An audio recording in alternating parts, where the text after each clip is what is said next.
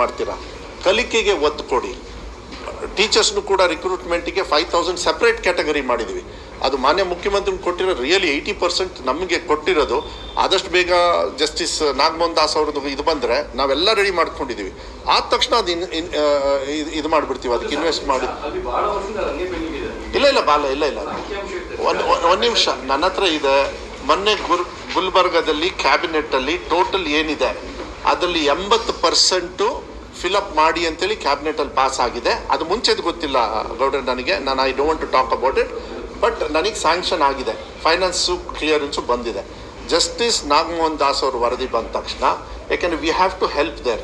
ಈಗ ನಮ್ಮ ರೆಗ್ಯುಲರ್ಗಿಂತ ಅವ್ರು ಜಾಸ್ತಿ ದುಡ್ಡು ಖರ್ಚು ಮಾಡ್ತಾ ಇದ್ದಾರೆ ಇನ್ಫ್ರಾಸ್ಟ್ರಕ್ಚರಿಗೆ, ಪ್ಲಸ್ ಕಲಿಕೆಗೂ ಕೊಡ್ತಾ ಇದ್ದಾರೆ, ಗೆಸ್ಟ್ ಟೀಚರ್ಸಿಗೂ ಕೊಡ್ತಾ ಇದ್ದಾರೆ.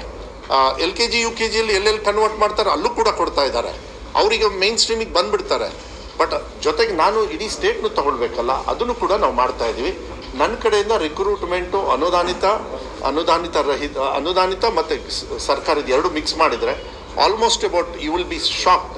I think about 18,000 to 19,000 category ಬಂದ ತಕ್ಷಣ ಇದು ಜಸ್ಟಿಸ್ ನಾಗಮೋಹನ್ ದಾಸ್ ಅವ್ರದ್ದು 19,000 ರಿಕ್ರೂಟ್ಮೆಂಟ್ ಆಗುತ್ತೆ. ನೆನ್ಪಿಟ್ಕೊಳ್ಳಿ, it was a big game changer, ಭಾಳ ದೊಡ್ಡ game changer. Only teachers post and ಅದರೊಳಗೆ ಫಿಸಿಕಲ್ ಟೀಚರ್ಸು ಮತ್ತು ಕೆಲವು ಸ್ಪೆಷಲ್ ಕ್ಯಾಟಗರಿನೂ ತೊಗೊಳ್ತೀವಿ. ಅದು ನಾನು ಹೆಚ್ಚು ಚರ್ಚೆ ಮಾಡೋದಕ್ಕೆ ಹೋಗೋದಿಲ್ಲ, ಇನ್ನೊಂದು ದಿವಸ ಅದನ್ನು ಬ್ರೀಫಿಂಗ್ ತೊಗೊಳ್ತೀನಿ. ಇಲ್ಲ ಲೆಟ್ ಅಸ್ ಫೈಟ್ ಮಾಡ್ಬೇಕಾದ್ರೆ ಮೇಲೆ ತಳಗಡೆ ಬರ್ತಾ ಇದೆ. ಯಾವುದೋ ಒಂದು ಇಂಪ್ರೂವ್ ಆಗಿದೆ.